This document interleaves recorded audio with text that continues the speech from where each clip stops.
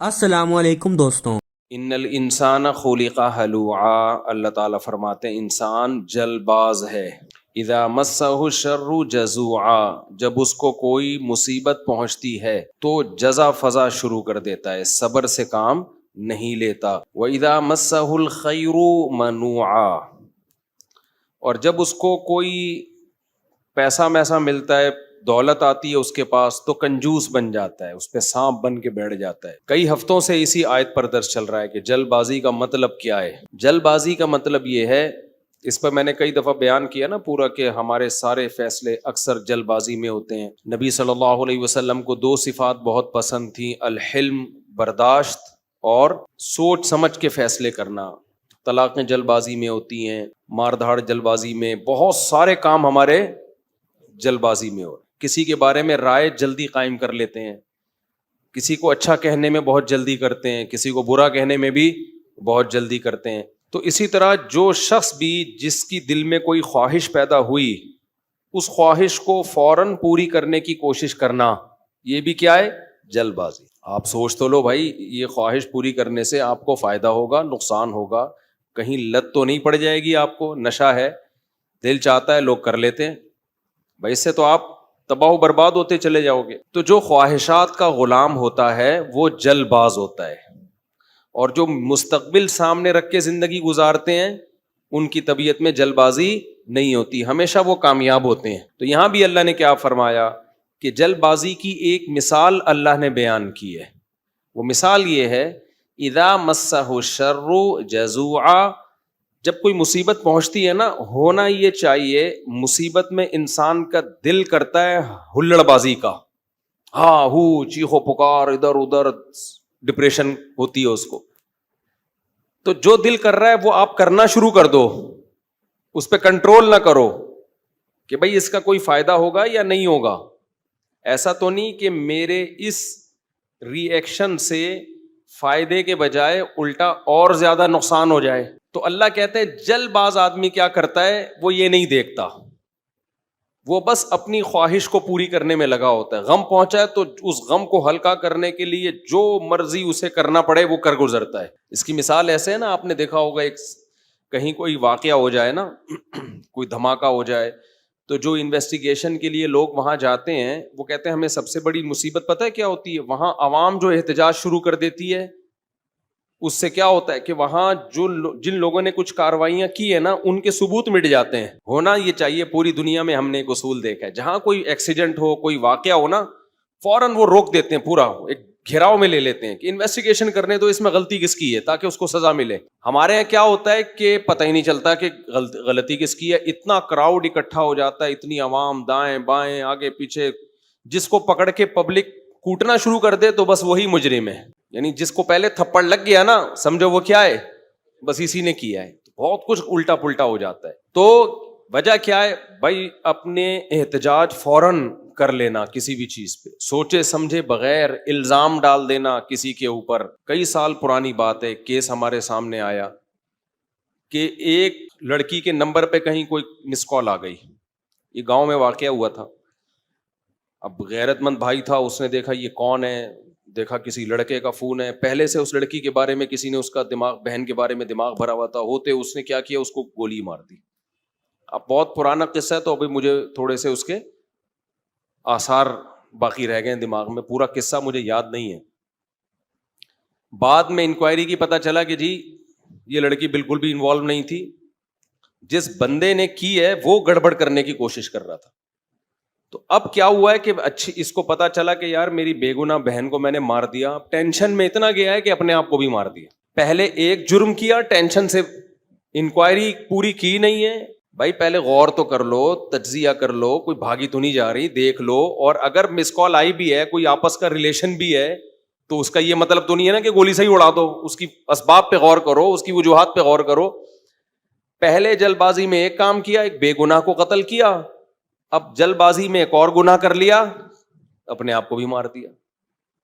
تو ہمیشہ جلد بازی میں انسان سے غلط کام ہوتے ہیں، ٹھیک کام نہیں ہوتے. کتنی بڑی سے بڑی ٹینشن ہونا، ٹائم سب سے بہترین مرہم ہے، یہ خوب یاد رکھو. جب میرے پاس کوئی پریشان آدمی آتا ہے نا, جس کو کوئی بہت بڑا غم پہنچا ہو اور اس کی حالت خراب ہو رہی ہو, میں اسے ایک بات لازمی کہتا ہوں کہ وقت سے بہترین مرہم دنیا میں کوئی نہیں. یہ ٹائم گزار لو, اس ٹائم کو کیا کرو, گزارو بس. جیسے جیسے ٹائم گزرے گا نا, حالات اپنے آپ کو خود ہی ایڈجسٹ کرتے چلے جائیں گے. یہ اللہ نے انسان کے باڈی میں ایسی ایک لچک رکھی ہے. میں نے ایک ڈاکٹر صاحب سے پوچھا, ڈاکٹر صاحب اب پین کلر ایجاد ہو گیا ہے, درد ہوتا ہے, لوگ ٹیکا لگاتے ہیں, پہلے زمانے میں کیا ہوتا تھا؟ داڑھ کے درد کی تکلیف کتنی زیادہ ہوتی ہے نا, داڑھ کا درد ہو رہا ہو, اب تو پین کلر کھا لیتے ہیں لوگ. تو کیا کرتے تھے, 2-4 دن کے بعد تو مرنے لگتے ہوں گے. انہوں نے کہا اللہ نے ایسا سسٹم بنایا ہے, پین جب زیادہ عرصہ چلتا ہے نا باڈی, یا تو وہ خود ہی باڈی اس کو کم کر دیتی ہے یا وہ فیل ہونا کم ہو جاتا ہے. تو اللہ بھی تو ہے نا, اللہ کے میاں کا بھی تو ایک سسٹم ہے بنایا ہوا.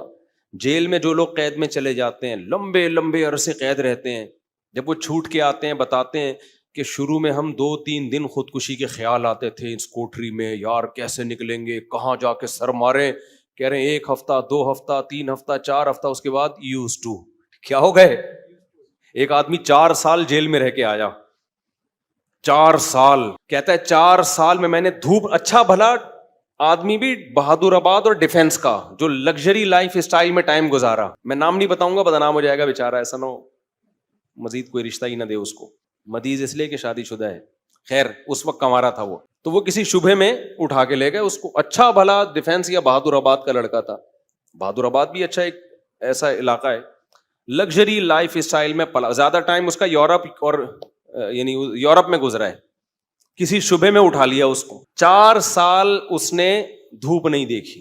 کہہ رہے میں جب اندر گیا ہوں نا, ایک پپو فیملی کا, برگر فیملی کا بچہ اندر گیا تو کیا حال, لیکن کچھ چیزیں سنی بھی تھیں, علماء کی تقریریں, کچھ صبر سے متعلق, کچھ ایک کہ بھائی جب مصیبت اللہ کی طرف سے آتی ہے اس میں اجر اللہ کی طرف سے. بھائی قصور تو نہیں تھا اس کا, اب یہ تو اللہ کی طرف سے مصیبت ہے. نبی صلی اللہ علیہ وسلم نے فرمایا ایک کانٹا بھی چبھتا ہے نا اس پہ بھی اجر ملتا ہے. اللہ تھوڑی غافل ہے, ہر چیز آزمائش ہے ہمارے لیے. خوب سمجھ لو, اتفاق سے کچھ بھی نہیں ہو رہا. یہ جو ہم سمجھتے ہیں نا بائی چانس ایسا ہو گیا ہے, یہ ہمیں دیکھنے میں ایسا لگ رہا ہوتا ہے, ورنہ بائی چانس کچھ بھی نہیں ہوتا.